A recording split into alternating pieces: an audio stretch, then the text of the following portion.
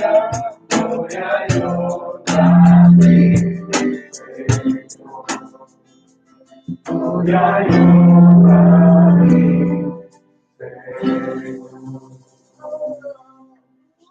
ver, mis hermanos, tomen asiento, por favor. Invitamos entonces a Juliet que pase por acá, por favor, para tener tiempo con la palabra.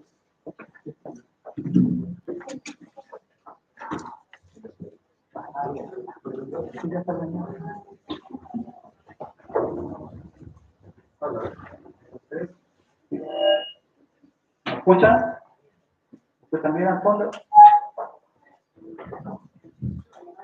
Ya.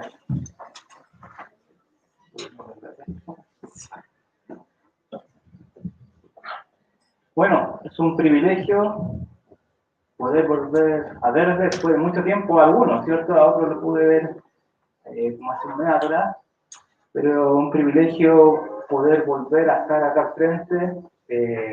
Uno ya está como medio oxidado ya, un año estancado sin expresarlo aquí, pues una cosa diferente es la pantalla, igual uno puede ahí como estar más cómodo en su casa, pero aquí frente a la gente es otra experiencia, es otra cosa realmente estar predicando frente a los hermanos cara a cara que virtualmente, ¿cierto? Y por fin vamos a comenzar la predicación en el libro de Lucas, así que abran inmediatamente sus Biblias en el libro de Lucas, capítulo 1.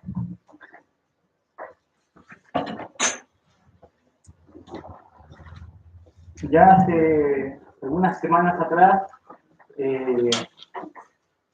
nuestro hermano Ricardo también dio una breve introducción también a los evangelios. Hablamos o mejor dicho, se habló sobre el periodo intertestamentario, que es el periodo donde tenemos tal vez una pequeña laguna nosotros en la Biblia, digámoslo así, en los escritos, porque terminamos el libro de Malaquías y de repente aparece un escenario totalmente diferente, ¿cierto? Y bien nos explicó nuestro hermano Ricardo todo lo que pasó durante ese tiempo, la conquista de los griegos sobre los persas, los romanos, los macabeos también, y cómo surgieron estos líderes políticos, religiosos que vamos a encontrar en los evangelios, como los fariseos, los saduceos y los escribas también, ¿cierto? Y bueno, vamos a empezar con el libro de Lucas, especialmente el capítulo 1, pero antes de eso me gustaría que oráramos, que dejáramos este tiempo en la mano del Señor, y que el Señor nos hable, nos guíe, nos exhorte, nos edifique en esta tarde. Señor, gracias Padre por este día. Gracias Señor porque tú nos salvaste, como cantábamos recién, nos redimiste por medio de aquella cruz, por medio de la resurrección de nuestro Señor. Ningún otro hombre es como Él. Gracias porque Él vino, nos salvó, murió en nuestro lugar, pero también resucitó. Pero lo más asombroso, Señor, es que Él vive hasta el día de hoy.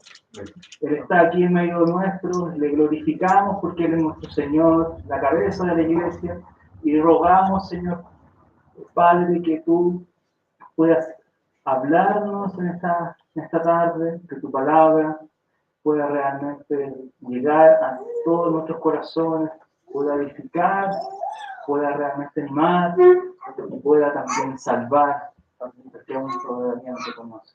Amén. Te lo pedimos, Señor, y rogamos porque te necesitamos, como decía mi hermano, necesitamos de ti, de tu espíritu, de tu palabra, de nuestras vidas. Te lo pedimos, Señor, en el nombre de Jesús. Amén.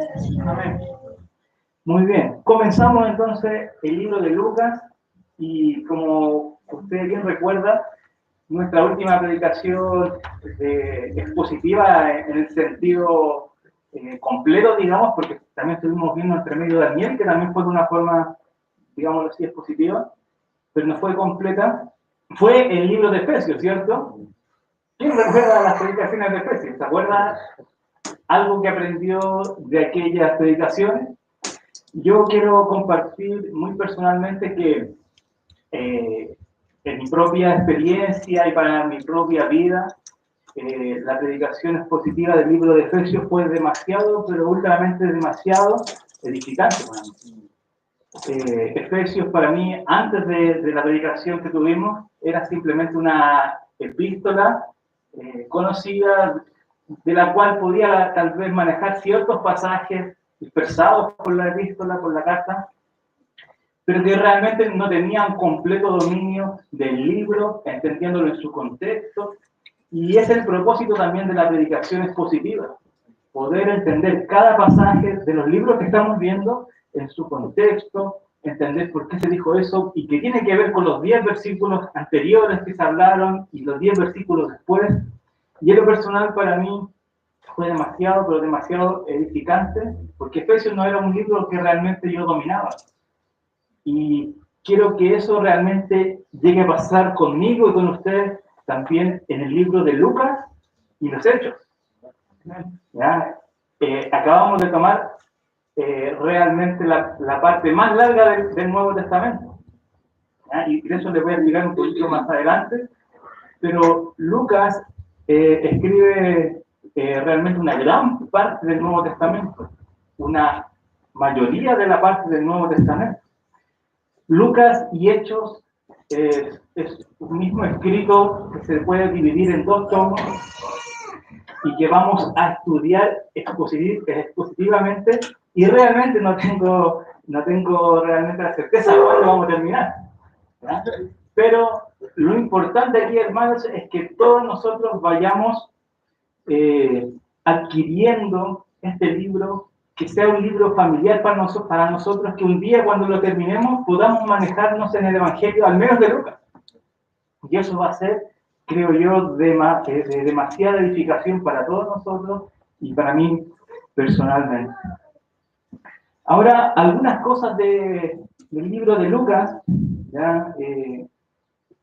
Voy a ocupar la mitad del tiempo, o un poco menos tal vez, en esto, y después en la palabra que creo que es muy importante, ya hoy entrar en el texto y también estar viendo cosas que el Señor quiere decirnos.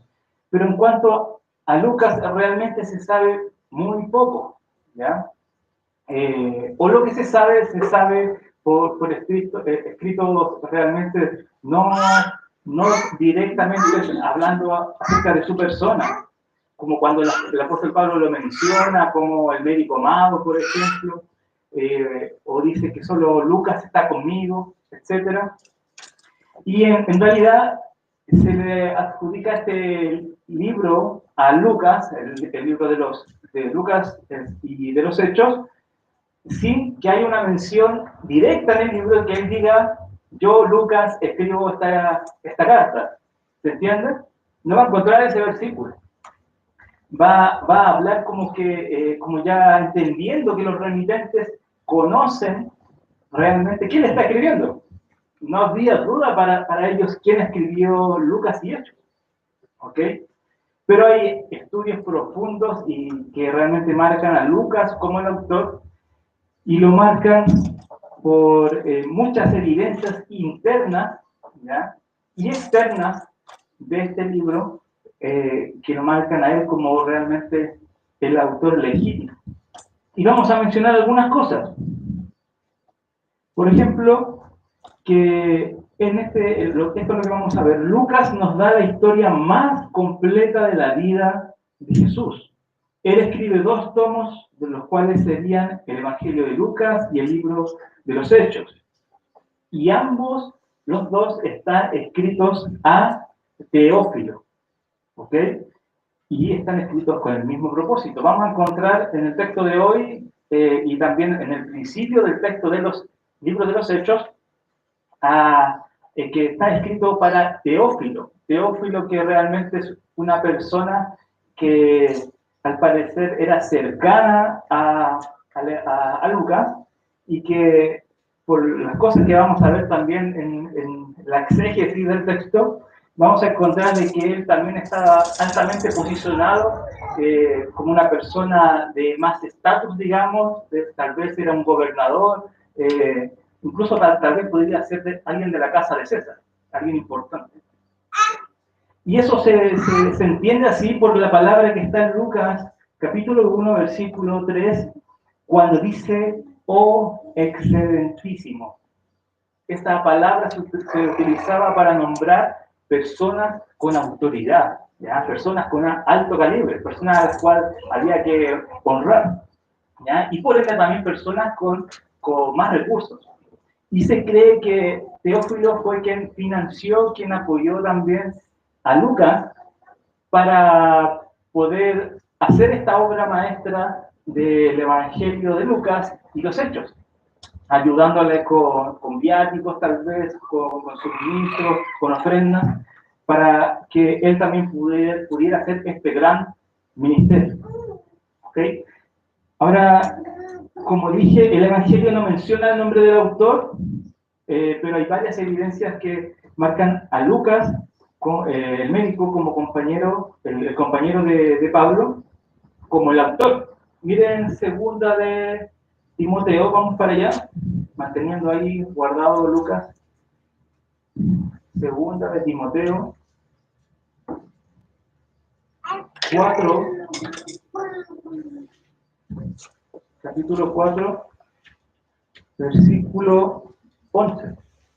Estas son las tres únicas menciones de Lucas en el Nuevo Testamento, directamente con su nombre.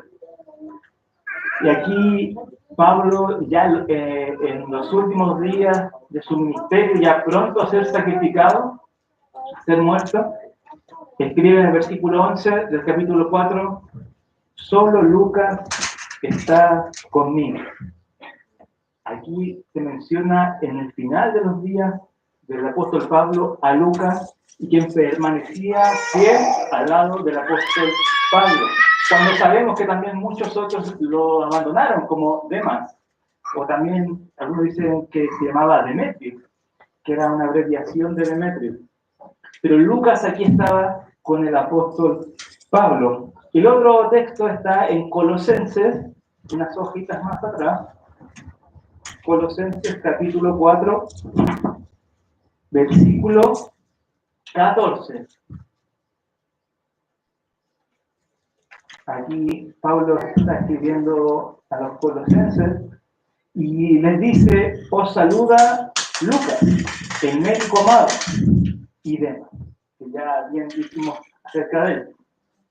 Acá también podemos ver que Lucas le acompañaba también a Pablo y nos da una información extra que él era médico.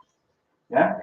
Se cree, aquí voy a dar un paréntesis y voy a decir se cree porque no es algo que es ciertísimo, después vamos a hablar de las cosas ciertísimas, pero se cree que es ciertísimo de que, se cree, y que no es ciertísimo, no podemos comprobarlo, que Lucas posiblemente fue un esclavo, ¿ya? Y que pudo haber sido un esclavo de Teófilo. Y antiguamente, y en ese tiempo también pasaba que a veces los amos liberaban esclavos y los mandaban a educarse, ¿ya? Y era muy común que los médicos fueran un poco así. Eran jóvenes que en su pasado fueron esclavos y que su amo le dio la oportunidad de estudiar para que sirvieran como médicos.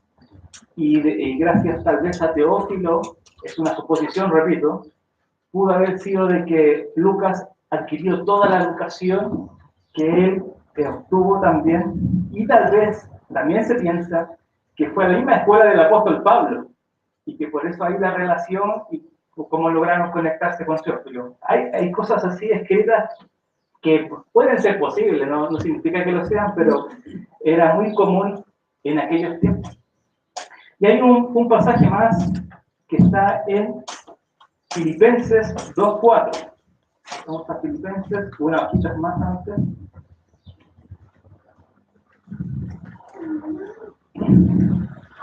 Perdón, me equivoqué, Filemón. Filemón. Que yo aquí noté Phil, pero Le puse mal la... ¿Alguien lo encontró? Que lo lea. ¿Cuánto? 2:4. No puede ser Filemón. ¿No? Ah, sí, 24. Está bien. Sí, que lo dejo, es cierto. ¿Verdad? Porque tiene un puro capítulo. A ver, alguien que lo lea. Dice, Marcos, Aristarco, Demas y Lucas, mis colaboradores. Ok, ahí también he mencionado Lucas como colaborador del apóstol Pablo.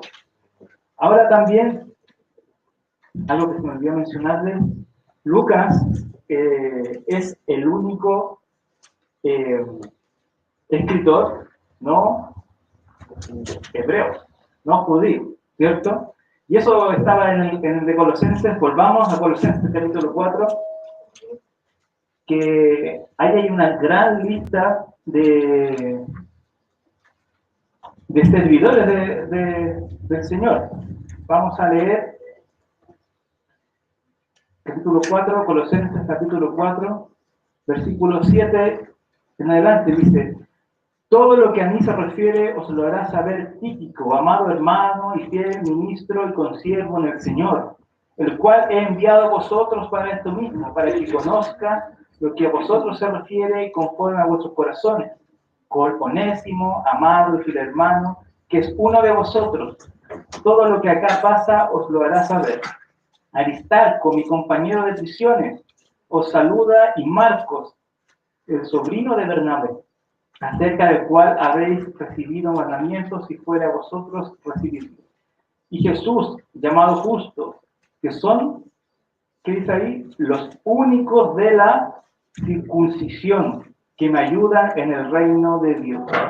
Aquí Pablo está diciendo que solamente ellos son judíos, todos los otros son gentiles, son personas no judías. Y después en el contexto abajo habla de Lucas, el médico mago y demás, y por ende damos por hecho que Lucas no era judío, el único escritor no judío.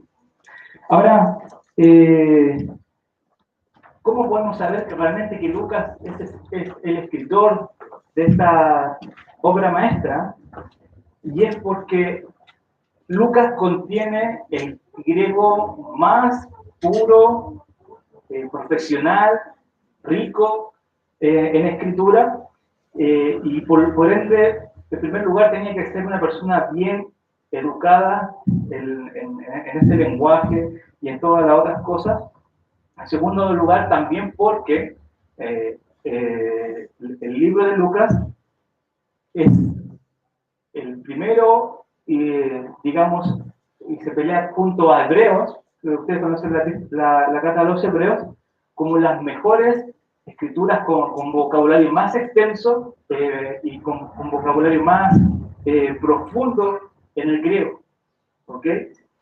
Lucas menciona a través de San Lucas, como lo vamos a ver alrededor, ya después viendo las predicaciones, menciona palabras que tienen que ver con la medicina, que tienen que ver con enfermedades, y especifica mucho realmente la sanación, ¿ya? Por ende, tenía que también ser alguien que posiblemente supiera mucho de medicina, ¿ya? Como dije, Lucas y Hebreos se pelean en primer lugar por quién es el más erudito, ¿ya? Por eso muchos creen que Hebreos lo escribió Lucas, ¿ya? Porque tienen un nivel parecido, ¿ok? Pero a veces dicen que Lucas no fue porque el Hebreos es como demasiado judío, etc. Pero vamos a ver también, eso no estoy diciendo que Lucas escribió Hebreo, solamente digo que es muy válido.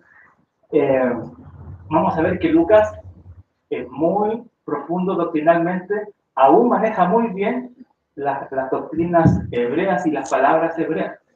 ¿Ok?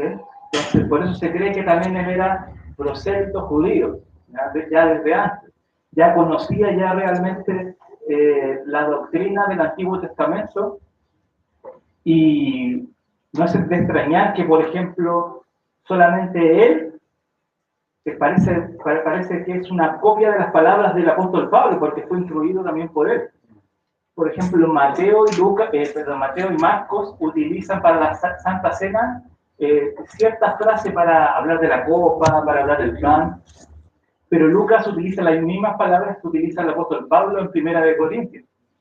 Entonces vemos como la diferencia en explicar las cosas, que es lo mismo, pero la explica de una manera más profunda. ¿Okay? Y obviamente la tradición de la Iglesia respalda profundamente a Lucas como el autor, porque hay escritos antiguos del segundo siglo que dan por hecho como que Lucas realmente, siempre se supo que Lucas lo escribió. Entonces hay demasiada evidencia que realmente usted también puede profundizar en la casa y ver realmente que no hay realmente argumento en contra de eso. Ahora, algunos detalles importantes sobre Lucas que debemos tener en cuenta en nuestro estudio. El Espíritu Santo es nombrado reiteradas veces, 53 veces en Lucas, ¿ya? Y en Hechos, con muchas más. Eso es muy importante porque Lucas le da mucho énfasis, o el énfasis adecuado, al Espíritu Santo o a la obra y ministerio del Espíritu Santo de Dios. ¿Ok? Y va marcando realmente, y va mencionando que el Espíritu Santo realmente es quien obra la vida de las personas. También este evangelio es conocido como el evangelio de las mujeres, ¿ya? Para los que no sabían. ¿Por qué? Porque Lucas la menciona mucho y pone su énfasis en ella, y en cómo Jesucristo es como que muestra esa faceta, o esa parte de Jesús, cómo él realmente respetaba a las mujeres, cosa contraria en aquel tiempo, ¿cierto? Y Lucas muestra cómo él ayuda a las mujeres, cómo realmente se preocupa por ellas, y cómo realmente Dios también obra por medio de las mujeres. ¿Okay? Entonces ese es el evangelio de las mujeres, o para las mujeres mejor. Y Lucas es el libro más largo del Nuevo Testamento, como ya dije anteriormente, el más largo, y si sumamos de hecho aún más. Y mire este porcentaje. Lucas más el libro de Hechos son el 28% del Nuevo Testamento. Casi la tercera parte del Nuevo Testamento lo escribió Lucas. En total, 2.138 versos. Eso escribió Lucas. Mientras que Pablo, en todos sus escritos, escribió solamente 2.033. O sea, Lucas escribió más que Pablo en el Nuevo Testamento. ¿Ya? Eso nos da algo muy importante a tener en consideración. ¿Ya? Vamos a estudiar la tercera parte del Nuevo Testamento. Incluso vamos a estudiar cosas que el maestro Pablo traspasó a su discípulo Lucas para escribirlo también y dejarnos esta obra también en nuestras manos. Y por último, está escrito para la mente griega. Por eso se cree y se enseña que Mateo está escrito para los judíos, que Marcos está escrito para los romanos y que Lucas está escrito para los griegos, para la mente griega. ¿Okay? Mientras que Juan está escrito más es como más universal, ¿ya? Narrando y marcando la deidad de Jesucristo. Y solamente voy a darle 3 pruebas de lo que dije recién, y es que Lucas cuando escribe, se nota que no le está escribiendo a un judío porque, por ejemplo, en Lucas capítulo 4, versículo 31, dice, descendió Jesús a Capernaum, ciudad de Galilea, y le enseñaba en los días de reposo. Lucas va a detallar características de las ciudades, características de las costumbres de los judíos, cosa que si me estuviera escribiendo realmente a un judío no tendría por qué explicar, como lo hace, por ejemplo, Mateo. Él le va a dar como características de las cosas que está explicando cuando dice que Jesús descendió a Capernaum, que es una ciudad de Galilea. ¿Ya? Es como si nosotros nos dijeran realmente cosas que ya sabemos, ¿cierto? No tendría una lógica.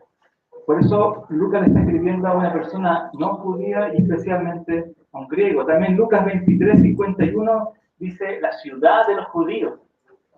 Lucas 24:13 dice Emaús, y les dice 2 kilómetros, que estaba a 2 kilómetros de Jerusalén.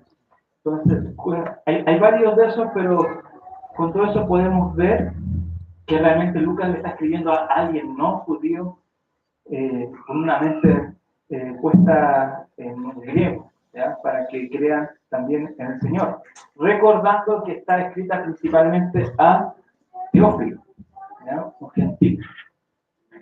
Y antes de entrar al texto, solamente quiero marcar esta gran división, gran y breve división, en que se divide Lucas, que nosotros tenemos que tenerlo presente.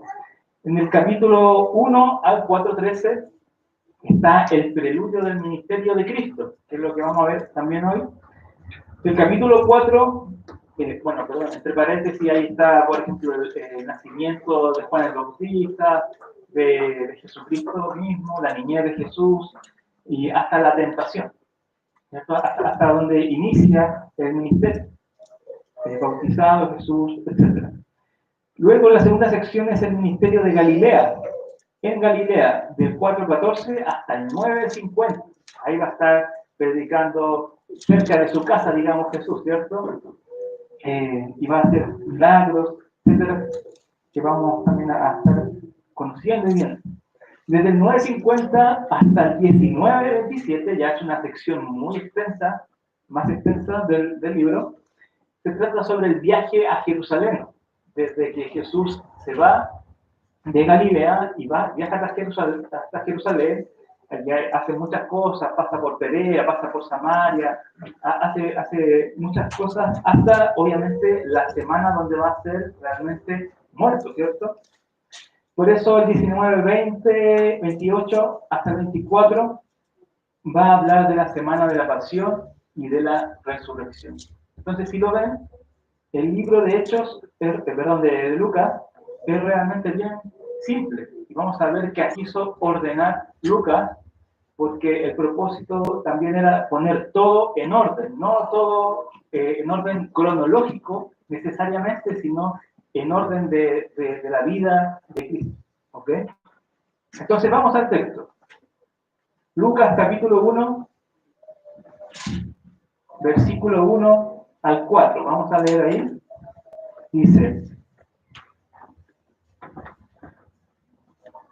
puesto que ya muchos han tratado de poner en orden la historia de las cosas que entre nosotros han sido ciertísimas, tal como nos la enseñaron los que desde el principio lo vieron con sus ojos y fueron ministros de la palabra, me ha parecido también a mí, después de haber investigado con diligencia todas las cosas desde su origen, escribírtela por orden, oh excelentísimo Teófilo, para que conozcas bien la verdad de las cosas de las cuales has sido instruido. Este es el texto que vamos a estar viendo.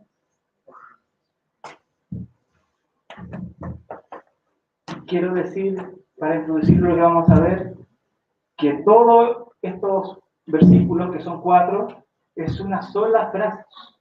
En griego no está separado así por las comas ni nada, sino que es una sola frase que introduce, se llama el prólogo de la carta, y es solamente una oración, una sola idea que Lucas está diciendo para introducir realmente la vida de Jesucristo. Entonces, antes de entrar de lleno, solamente vamos por un momento a Hechos, capítulo 1, que es muy, pero muy importante compararlo porque es el mismo libro, ¿ya? Con dos introducciones que son casi similares y que nos va a explicar un poquito de qué se trata lo que vamos a ver. Hechos, capítulo 1, versículo 1 dice: en el primer tratado, oh Teófilo, hablé acerca de todas las cosas que Jesús comenzó a hacer y a enseñar, hasta el día en que fue recibido arriba, después de haber dado mandamientos por el Espíritu Santo a los apóstoles que había escogido, a quienes también después de haber padecido se presentó vivo con muchos con muchas pruebas indubitables, apareciéndoles durante 40 días y hablándoles acerca del reino de Dios. Y estando juntos, les mandó que no se fueran a Jerusalén, sino que esperaran la promesa del Padre, la cual les dijo: oísteis de mí. Esas son las dos introducciones de estos libros, y podemos ver que son y que están relacionadas, ¿cierto? El primer libro con el segundo libro. Y en el segundo libro explica claramente que en el primer tratado habló acerca de la vida de Jesús cuando comenzó a hacer su ministerio hasta que fue, obviamente, resucitado y ascendido en los cielos.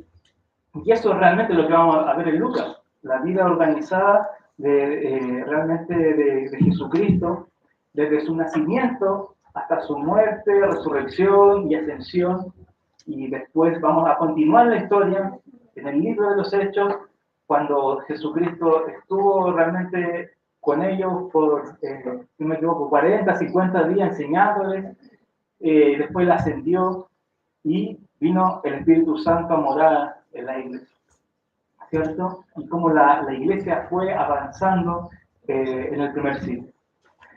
Ahora, en el versículo 1 del capítulo 1 de Lucas dice: puesto ya que muchos han tratado de poner en orden la historia de las cosas que entre vosotros han sido ciertísimas.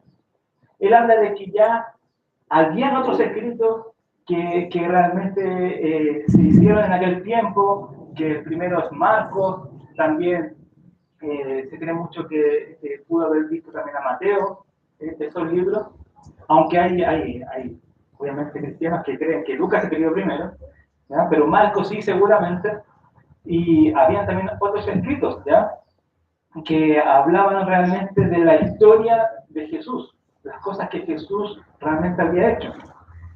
Y dice que ya muchos habían tratado de poner en orden la historia, ¿ya?, de las cosas. ¿Está diciendo Lucas aquí que los otros fueron mediocres? ¿No? ¿Ya? Porque a veces miramos acá en español y puede dar esa sensación, ¿cierto? Como los otros trataron, pero yo lo voy a hacer. No. Lo que Lucas está diciendo es que ya han habido muchos grandes esfuerzos, ¿ya?, buen material, pero de que él ha notado que falta, ¿cierto? Que falta, y él quiere tomar ese ministerio. Vio algo que estaba deficiente en ese tiempo, de que nadie lo estaba, digamos, terminando o completando, y él, como dice en el versículo 3, me ha parecido también a mí, o sea, a él le pareció bien él hacerlo, ¿ya? Él sintió de que Dios lo estaba guiando a hacer eso, como sabemos también en el tema de la inspiración, que Dios lo movió a también hacer eso. Entonces dice: muchos han tratado de poner en orden la historia de las cosas que entre nosotros han sido ciertísimas. ¿Y cuáles son las cosas que han sido ciertísimas? Según lo que acabamos de ver en Hechos capítulo 1, versículo 1, dice que en el primer tratado de Teófilo te hablé de las cosas que pasaron desde que Jesús nació hasta su ascensión, ¿cierto? Esas son las cosas ciertísimas. Seguramente en aquel tiempo se hablaba y se enseñaba oralmente la doctrina, ¿cierto? Había escrito, obviamente, pero la iglesia así se enseñaba. Nadie tenía su Biblia ahí con la historia de Jesucristo, los hechos de los apóstoles, como, mira, esto le pasó a Saulo, se le apareció un ángel, o sea, se le apareció Jesucristo. Nadie tenía eso, ¿cierto? Se transmitía de boca en boca, y los judíos sobre todo tenían una gran capacidad de memorizar, ¿ya?, que tiene que ver un poco con la manera en que ellos también se educan, ¿ok? Entonces, hasta aquel tiempo había muchas cosas que se enseñaban oralmente, pero que realmente no estaban escritas, ordenadas, y no estaban realmente comprobadas. Y de eso trata lo que está diciendo aquí Lucas en el versículo 1. Dice: las cosas que entre nosotros, los creyentes, en aquel tiempo, han sido ciertísimas. Y si miramos viene esa palabra ciertísima, significa de las cuales estamos plenamente convencidos, que hay plena convicción, que hay evidencia. Otras versiones también dicen las cosas que se han cumplido. ¿Okay? Entonces lo que Lucas está diciendo aquí, hermanos, es que ellos realmente lo que han estado escuchando, muchas gracias, ellos realmente todo lo que han estado escuchando son cosas ciertísimas, son cosas que se han cumplido.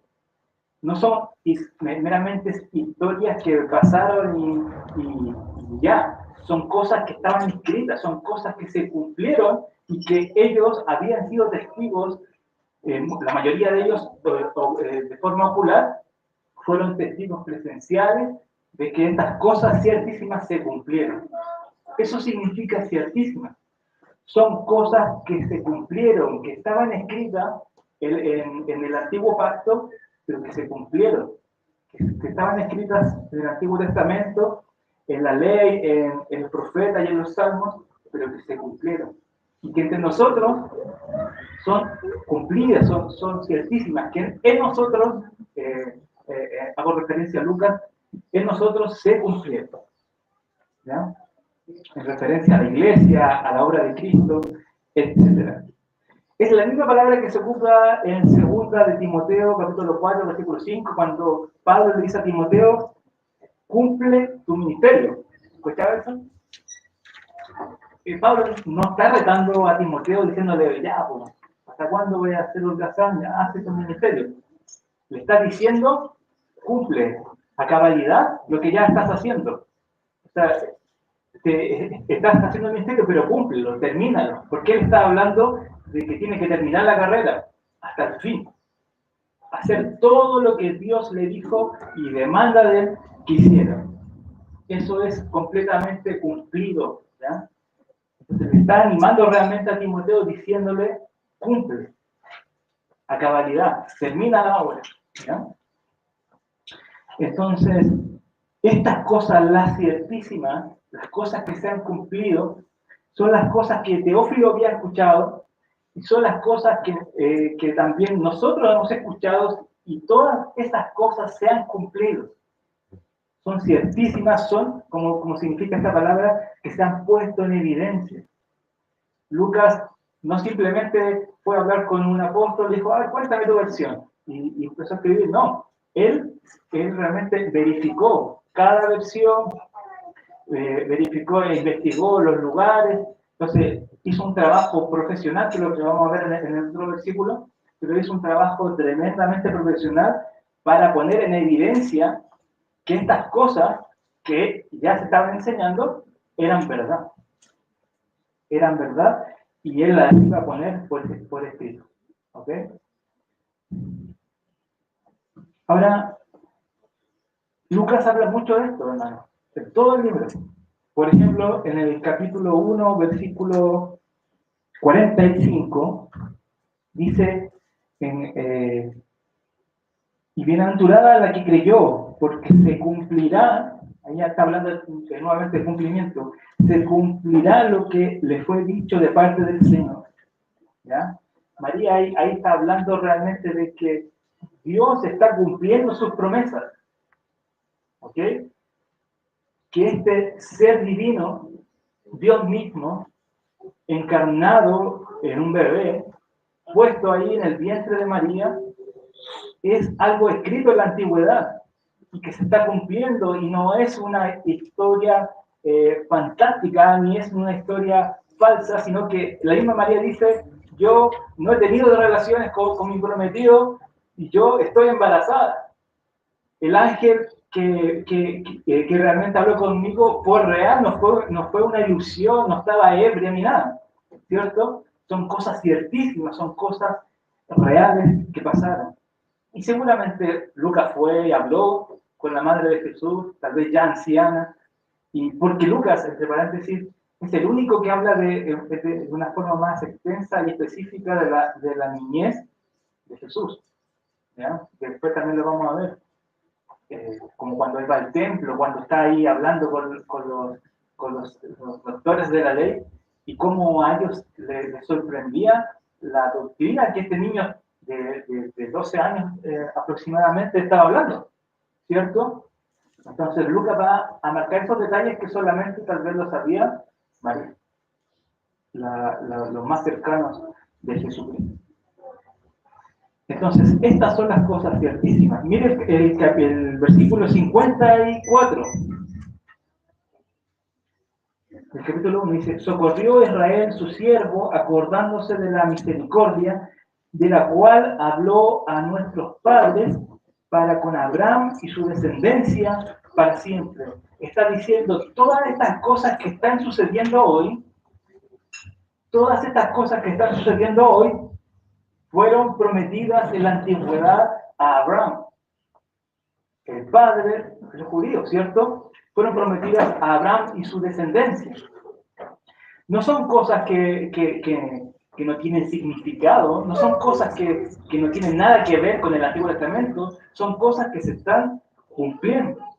Y así Lucas sigue hablando de cumplimiento de las profecías, como en el 69, y que veamos el 69 y 70. Y nos levantó un poderoso Salvador en la casa de David su siervo, como habló por boca de sus santos profetas que fueron desde el principio. Lucas está marcando que todo esto que está pasando desde el principio de la vida de Jesucristo eran cosas que se están cumpliendo, cosas que se prometieron en la antigüedad, cosas que se prometieron, para David, para la casa de David, para Abraham, y así los profetas, dice, fueron diciendo estas cosas desde el principio. ¿Ya? Tal vez la profecía más temprana en la historia de la humanidad es Génesis capítulo 3, versículo 15, cuando Dios le dice que a la mujer que realmente iba a venir alguien en el futuro, alguien de su descendencia, que iba a aplastar la cabeza de la serpiente. Y la serpiente solamente iba a herirla a la simiente de ella en el calcañar, ¿cierto?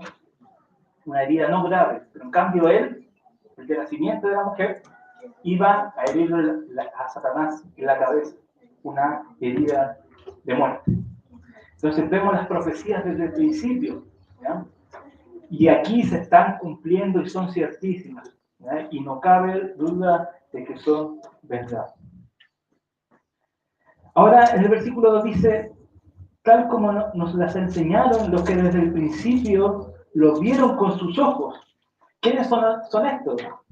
¿Quién enseñaron desde el principio? El principio aquí no es Génesis 1:1, ¿ya? El principio aquí es el principio del ministerio de Jesucristo. Dice Lucas, como nos las enseñaron los que desde el principio lo vieron. ¿A quién vieron? A Jesús, con sus ojos. Estos son los testigos oculares, los apóstoles y aún todos los discípulos que le seguían en aquel entonces. Todos ellos lo vieron con sus ojos. Todos ellos vieron los milagros de Jesús, que eran las señales del Mesías. Todos ellos vieron la humildad del Señor. Todos ellos vieron que en Él no había mancha alguna. Todos ellos vieron la injusticia en el juicio de nuestro Señor Jesucristo. Y todos ellos vieron a ese Nazareno, ¿está bien dicho? ¿Sí? Resucitado al tercer día. Y se le apareció por muchos días más. Y nunca, pero nunca se encontró el cuerpo de Jesús. Y nunca se va a poder encontrar realmente enterrado por ahí, porque no está en este mundo. Y todos ellos fueron los que lo vieron desde el principio con sus ojos y fueron ministros de la palabra. Y esto es muy, pero muy interesante, porque imagínense estos hombres que pudieron ver a Dios hecho carne, pudieron apreciar su gloria, como dice Juan, y vimos su gloria como de unigénito del Padre, ¿cierto? Todos estos hombres vieron a la deidad en persona. todos estos hombres tuvieron el privilegio de estar junto a él, comer junto a él, escucharlo directamente, sus palabras de su boca, y poder realmente servir en su presencia. Todos ellos lo vieron con sus ojos, y lo interesante es que ellos, en particular, eran tal vez los más propensos a engrandecerse. Incluso en el Evangelio vamos a ver que dos de ellos querían un puesto de honor, ¿cierto? ¿Dónde nos vamos a sentar nosotros, Señor? ¿Dónde está nuestro trono? Pero lo que nos dice Lucas aquí, que al final, y al cabo, la obra que hizo Jesucristo en ellos, los convirtió en ministros de la palabra. Estas personas que pudieron haber agarrado todas estas cosas y haberse enaltecido, nosotros somos los apóstoles, ustedes, los gentiles, tienen que estar en la fila de atrás, no sé. Quizás qué cosas pudieron haber hecho, pero ellos no, ellos se hicieron ministros de la palabra. Y ministros es una palabra muy interesante, ¿ya? Ministros es la palabra huperetes, ¿ya? Que significa, es una acción subordinada bajo la dirección de otro, o un ayudante. Es alguien que se pone por debajo de la autoridad de otro, al servicio de otro. No es alguien que viste túnicas largas y con grandes posesiones y es honrado por el puesto que tiene, sino que un ministro es alguien que se pone por debajo de otro, al servicio de otro, es un ayudante.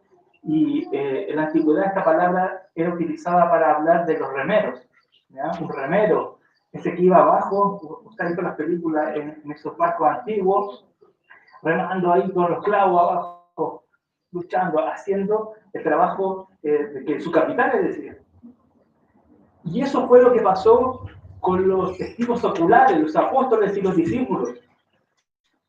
Ellos fueron personas que dieron al Señor, pero también fueron personas que se convirtieron en ministros de la palabra. Significa que ellos se subordinaron a la palabra, no utilizaron la palabra como para ganar autoridad, como comúnmente hoy en día se hace. Hay siervos de Dios, yo utilizo comillas, es siervo de Dios que utilizan la palabra para ganancia deshonesta. Hay siervos de Dios, otra vez ocupo comillas, que utilizan la Biblia para empoderarse o para no perder su autoridad en la iglesia. E incluso, lamentablemente, hay personas, hay impíos, voy a usar para este ejemplo, que utilizan la palabra de Dios para deseos perversos. Hay testimonios grandes de personas que han entrado en una secta y le han dicho que la Biblia dice esto y que Jesús dice esto y que tienen que hacer cosas horrorosas con sus vidas. Pero ese no es el efecto de engañadores, lobos, que utilizan la palabra para empoderarse. En cambio, los verdaderos discípulos del Señor, ellos se hicieron ministros, se pusieron por debajo de la palabra, se pusieron como siervos de la palabra para servir a otros. La palabra tiene la mayor autoridad en la vida de la iglesia, en la práctica, en lo que profesamos, en lo que creemos, en lo que practicamos. La palabra es la máxima autoridad de nuestra vida, de la familia personal, de la iglesia y realmente del mundo entero, aunque el mundo no la reconozca así. La palabra realmente cambió la vida de los apóstoles y de los discípulos y ellos se hicieron servidores, ministros de la palabra y realmente predicaron la verdad. Mire Lucas capítulo 4, va a utilizar la misma palabra. Capítulo 4, versículo 16. 4:16. Aquí Jesús va a entrar a la sinagoga. Dice 16. Vino a Nazaret, donde se había criado, y en el día de reposo, o sea, sábado, entró en la sinagoga conforme a su costumbre. ¿ya? Que era la costumbre de los judíos, y se levantó a leer. O sea, se puso al frente a leer. Y acá dice el 17, y se le dio el libro del profeta Isaías. La pregunta ahí es, ¿quién le dio el libro? ¿Ya? Quédense con esa pregunta. Se le dio el libro del profeta Isaías, y habiendo abierto el libro halló el lugar donde estaba escrito, si no me equivoco, el capítulo 61 de Isaías, dice, el Espíritu del Señor está sobre mí, por cuanto me ha ungido para dar buenas nuevas a los pobres, me ha enviado a sanar a los quebrantados de corazón, a pregonar libertad a los cautivos y vista a los ciegos, a poner en libertad a los oprimidos, a predicar el año agradable del Señor. Y enrollando el libro, lo dio al, ¿qué dice? Al ministro, la misma palabra. Y se sentó y los ojos de todos estaban en la sinagoga, los que estaban en la sinagoga estaban fijos en él. El ministro era quien tenía los rollos, ¿ya? Y investigando acerca de este tema de la sinagoga y todo, el ministro era quien guardaba los rollos, ¿ya? Quien los protegía y quien realmente se los pasaba a los oradores, digámosle así, y era conocido aquel individuo como el guardián de la ley en aquel entonces, que era la persona que protegía la palabra, ¿ya? Antes lo mataban antes de que entregaran los rollos. Era una persona que se ponía por debajo ponía su vida por debajo de los rollos, porque sabía que los rollos eran más importantes que él. No se engrandecía con los rollos, no decía, oye, te doy con los rollos, sino que, bueno, tampoco se sacaba ganancia de eso, decía como, bueno, si quieres, te muestro un poquito de los rollos, pero dame algo a cambio. No, la misión de él era solamente guardarlos, protegerlos, de que no se rompieran, que no se mancharan y que nadie también los maltratara. Y así tal vez debiera ser nuestro corazón, con la Santa Biblia, con esta canción Santa Biblia para mí, eres un tesoro aquí. La que poseemos en nuestras manos debiera ser nuestro tesoro, algo sagrado, algo sumamente importante porque lo es.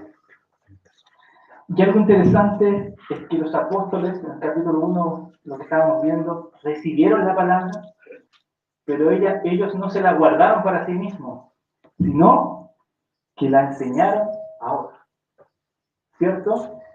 Dice que los que lo vieron con sus ojos le enseñaron a otros, fueron ministros de la palabra. Todos nosotros estamos al servicio de la palabra. Y la palabra no está para nuestra conveniencia, no está para nuestro enriquecimiento, sino que la palabra está para que nosotros le sirvamos a ella porque es nuestra autoridad y compartirla con los demás. Ahora, el versículo 3 dice, me ha parecido también a mí, después de haber investigado con diligencia todas las cosas desde su origen, escribírtelas por orden, oh excelentísimo Teófilo. Aquí Lucas habla de que él realmente, y lo mencioné antes, fue un investigador, ¿ya? Un Sherlock Holmes, realmente, mejor que Sherlock, ¿cierto? Investigó, y eso significa rastrear, ¿ya? Seguir de cerca. Él no simplemente se quedó con una opinión. Él no simplemente dijo, bueno, todos creen esto no. No, él fue realmente perfeccionista en lo que hizo. Si escuchó una versión y después escuchó una versión que no sonaba tan igual, siguió buscando versiones hasta encontrar realmente qué fue lo que pasó. Él realmente se tomó la tarea de un investigador, de rastrear la verdad, rastrear lo que realmente sucedió en Palestina en esos días. Y viajó y habló con gente que la mayoría seguramente no conocía. Se dio el trabajo de encontrar la verdad. Y investigó, como dice aquí, con diligencia. ¿Ya? Diligencia es con precisión, cuidadosamente y con exactitud. No dijo, bueno, al tercer día resucitó y todos creen esto, listo. No, investigó si realmente fue al tercer día o fue a los 2 días y medio. Investigó precisamente a la hora, por eso menciona horas, que a la hora tercera, tanto, a la hora novena, él murió, etc. Él fue con exactitud, cuidadosamente, investigando la verdad de las cosas como sucedieron. Y quiero que solamente, antes de que volvamos y concluyamos con Lucas, viajemos un poquito más adelante en sus escritos a Hechos. Recuerden que el mismo escrito. Hechos, capítulo 17, que es uno de los versos que más me llama la atención. 17, versículo 11. Yo sé que ustedes han escuchado esto. Dice, y estos eran más nobles que los que estaban en Tesalónica, pues recibieron la palabra con toda solicitud, eso es prontitud, eso es una buena voluntad, ¿verdad? Y dice, escudriñando cada día las escrituras para ver si estas cosas eran así. Así que creyeron muchos de ellos, mujeres griegas de distinción, y no pocos son. Me encanta el ejemplo de Berea. ¿Ya? Si tuviera una iglesia yo le pondría Berea, pero ya no le vamos a poner Berea porque ya se llamaba así, ¿cierto? Entonces, descartado. Me encanta el ejemplo de esta iglesia porque eran personas que no se quedaron simplemente por lo que escucharon y dijo, qué bueno, qué bonito, me voy para seguir con mi semana, sino que se preocuparon, tuvieron solicitud, una buena voluntad de llegar a la casa, abrir sus Biblias cada día, y realmente escudriñar si las cosas que escucharon del tal Pablo eran reales. Aquí dice, cada día las escrituras para ver si estas cosas eran así. Y esa debería ser la actitud también de nosotros. Tener la buena voluntad, la mente preparada y dispuesta para que hoy, cuando termine esta palabra, usted comprobar en la casa que yo no dije ninguna blasfemia aquí en este lugar. ¿Cierto? Alguna vez, si usted lo hace, alguna vez se va a encontrar algún error, probablemente porque somos humanos, pero es pero muy importante porque al final usted va a vivir por su propia fe, no va a vivir por la fe del pastor.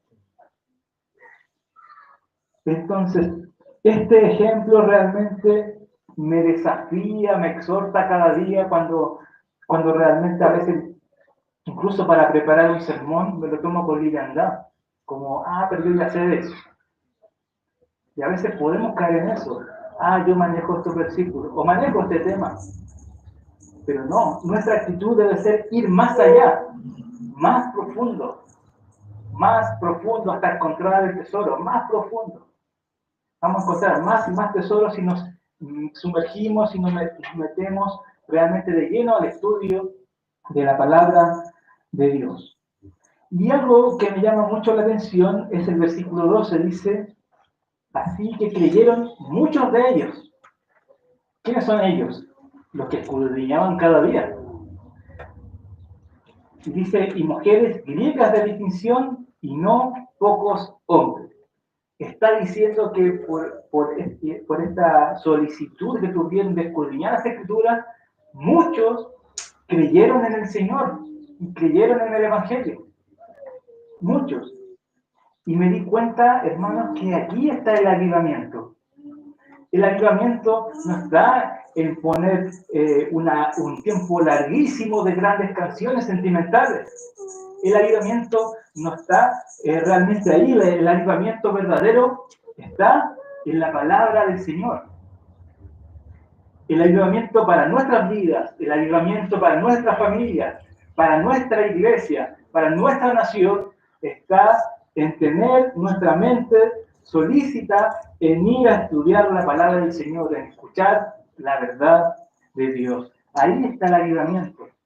Si usted necesita un avivamiento en su vida, No espere que caiga del cielo. Está aquí, en la palabra de Dios. Nada aviva más el fuego que hay en mí que escuchar la voz de Dios. Y eso seguramente es lo que le está pasando a algunos de ustedes ahora. Tal vez le empezó a dar sed de Dios. Tal vez Dios le está diciendo, estudia más tu Biblia. Uy, sí, quiero más de eso. Ahí está el verdadero avivamiento, en la palabra de Dios. Por eso Lucas dice que él investigó con diligencia. No fue un ocioso, no fue alguien que se conformó con lo que ya sabía, pues decía, ay, soy médico, tengo tanto trabajo. No, fue alguien que fue diligente, que buscó con exactitud la palabra de Dios para escribírsela a Teófilo, quien era alguien que tal vez necesitaba estudiar más, conocer más la profundidad, tal vez para convertirse, o tal vez ya lo era, no lo sabemos, pero sí para crecer espiritualmente. Por eso el último versículo dice, para que conozcas bien la verdad de las cosas en las cuales has sido instruido. Con este versículo vamos a finalizar. Y aquí conozcas, que es el propósito, para que conozcas bien la verdad. Conozca, viene la palabra que todos conocemos, que es ginosco, ¿cierto? Conocer. Pero interesantemente esta palabra tiene muchos derivados, ¿cierto? Y esta es epiginosco, ¿ya? Que epi es sobre conocimiento, ¿ya? Y significa lo siguiente, significa observar, percibir plenamente, fijarse atentamente, discernir o reconocer. Una cosa es conocer, ¿ya? Y otra cosa es epiginosco, ¿ya? Conocer implica una información, ¿cierto? Yo sé que Jesús fue tentado. Yo sé que Jesús realmente murió en una cruz. Yo sé que realmente Jesús resucitó. Esa es la información. Pero el epiginosco es más profundo, es más preciso, ¿ya? Y es con mayor realmente conocimiento entendido y aplicado. Y también ese conocimiento sirve para discernir o reconocer. Por ejemplo, todos nosotros sabemos lo que es un auto, ¿cierto? ¿Quién no sabe qué es un auto? Todos, ginosco, todos lo conocen, ¿cierto? Ahora, ¿quién sabe o quién podría identificar de qué marca es el auto del pastor? Pero que es suyo, lo mismo. ¿Alguien más? ¿Uno? Un Lamborghini. Un Lamborghini.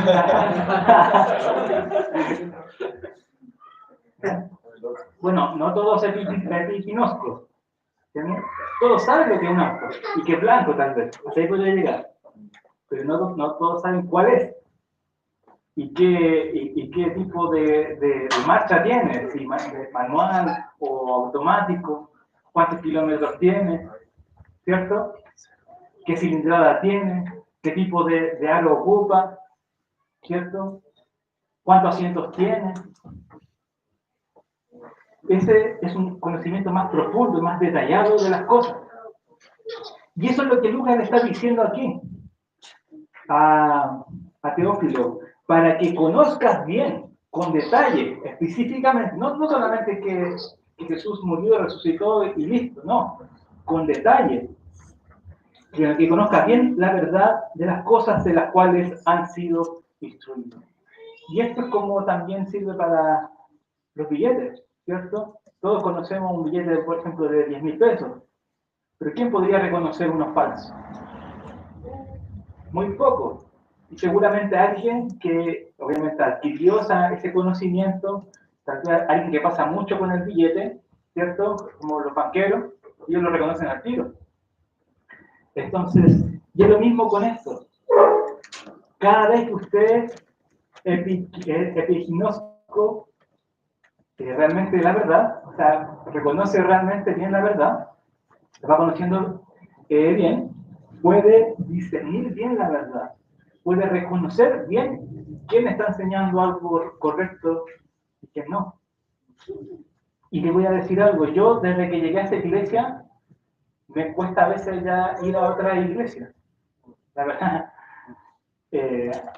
porque a veces uno escucha a los hermanos y reconoce inmediatamente que hay cosas que no son correctas, ¿cierto? Que hemos estudiado, que hemos crecido en esas cosas, y a la vez da pena y a la vez también da una cierta impotencia de que cómo podemos estar tan alejados del conocimiento verdadero. Pero cada vez que usted realmente conoce profundamente la verdad, realmente va a poder reconocer a un verdadero cristiano, a una verdadera iglesia, ¿ya? Un verdadero ministerio que realmente honre a Dios.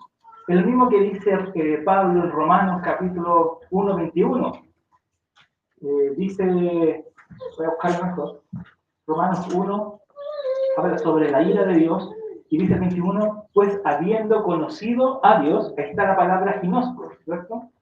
Lo conocieron de manera de información. Habiendo conocido a Dios, no le glorificaron como a Dios. Pero cuando termina ese capítulo, en el versículo 32, dice, quienes habiendo entendido el juicio de Dios, esa es la palabra epiginosco, quienes realmente lo entendieron profundamente y por ello tienen mayor condenación, dice, quienes habiendo entendido el juicio de Dios, que los que practican tales cosas son dignos de muerte, no solo las hacen, sino que también se complacen con los que las practican. Este último personaje que describe Pablo es una persona que conoció profundamente la enseñanza bíblica, que la entendió el juicio de Dios, pero aún así se complace en ir en contra de Dios. Y se deleita incluso con los que practican ese tipo de pecado. Qué importante es conocer bien la doctrina. Solo quiero terminar con esta frase de Matthew Henry que dice: quienes han sido bien instruidos en las cosas de Dios deben poner toda diligencia posible a fin de percatarse bien de estas cosas. Y mire lo que termina diciendo: para saber no solo lo que creemos, sino también por qué lo creemos.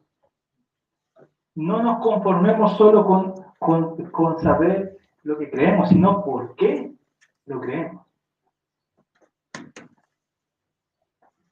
Hay un abogado que creo que ya falleció, no me acuerdo en ese momento el nombre, pero fue y es reconocido como el mejor abogado de la historia, ¿ya? Que creo que estuvo invicto en los casos, no perdió ninguno. No sé cuántos casos eran.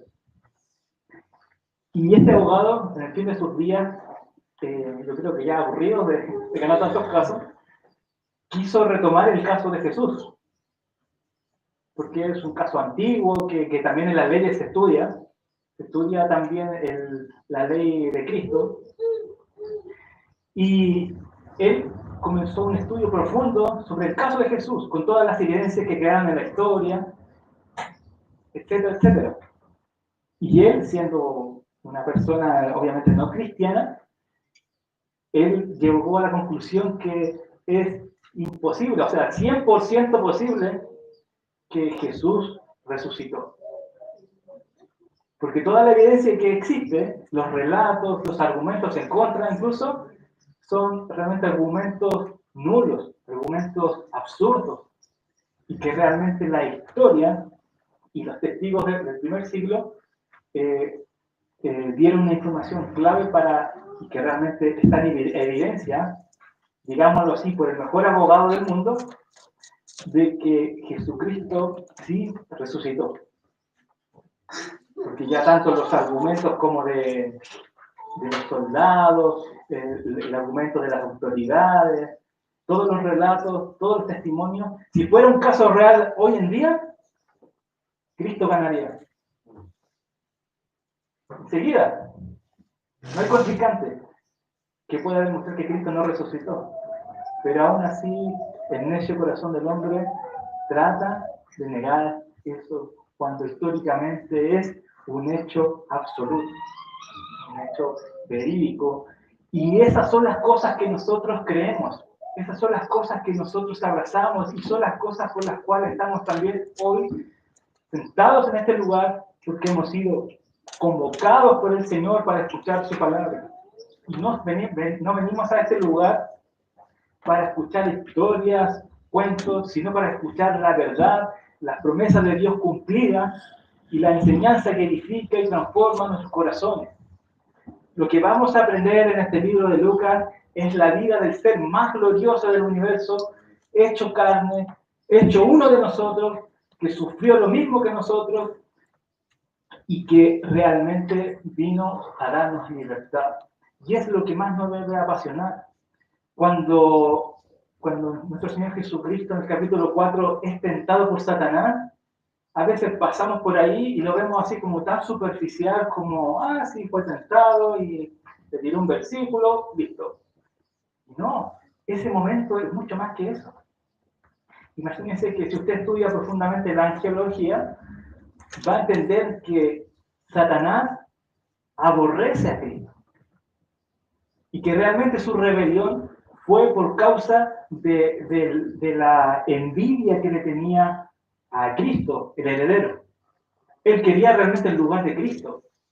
Él quería que Dios le entregara todo el universo en sus manos, pero le pertenecía a Cristo.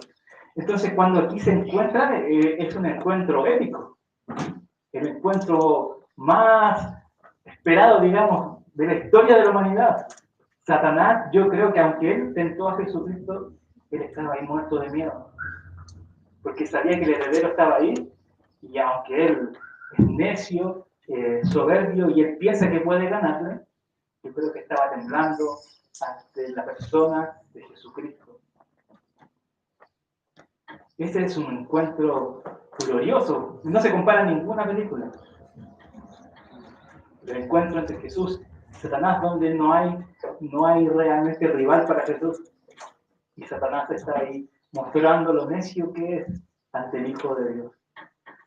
Estas son las cosas que vamos a ver a través de Lucas y les invito a que tengamos la solicitud para poder adquirir todo esto, manejarlo bien, poder conocer bien las Escrituras, pero hacerlo como lo último que le dije, de un conocimiento epignosco, un conocimiento profundo, un conocimiento realmente perfeccionista, un conocimiento que con exactitud, como vimos también en el discernimiento, un conocimiento que realmente podamos reconocer la verdad escritas y plasmadas de parte del Espíritu Santo de Dios a través de Lucas, escritas por su mano en este hermoso libro que es el Evangelio según Lucas.